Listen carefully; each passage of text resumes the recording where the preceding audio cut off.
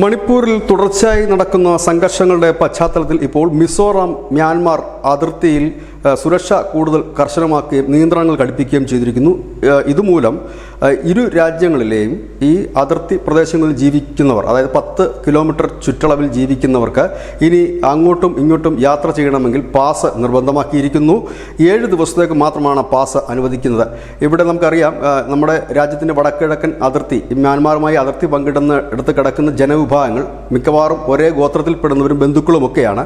മുൻപ് ഇവർക്ക് ഇത്തരം പാസുകളുടെ കാര്യങ്ങളോ നിയന്ത്രണങ്ങളോ ഉണ്ടായിരുന്നില്ലെങ്കിൽ ഇപ്പോൾ അത്തരത്തിലൊരു പാസ് കൊണ്ടുവന്നിരിക്കുകയാണ്. പ്രത്യേകിച്ച് മിസോറാമിലെ ചമ്പായ്, സിയാഹ, ലോങ്തല, ഹനഫ്തിയാൽ, സർച്ചപ്പ് തുടങ്ങിയ 6ഓളം ജില്ലകൾ മ്യാൻമാറുമായി 510 കിലോമീറ്ററാണ് അതിർത്തി പങ്കിടുന്നത്. ഇവിടങ്ങളിലേക്ക് മുമ്പ് മ്യാൻമാറിൽ നിന്ന് എത്തുന്നവരിൽ കള്ളക്കടത്തുകാരും ഒപ്പം തന്നെ ഈ ഭീകര സംഘടനയിൽപ്പെടുന്നവരുമൊക്കെ ഉണ്ടായിരുന്നു. അത്തരക്കാരാണ് മണിപ്പൂരിലടക്കം കയറി പ്രശ്നങ്ങൾ ഉണ്ടാക്കുന്നതെന്നുള്ള ആരോപണം നിലനിൽക്കെ തന്നെയാണ് ഇപ്പോൾ പുതിയ ഒരു നിയമം കൊണ്ടുവന്നിരിക്കുന്നത്.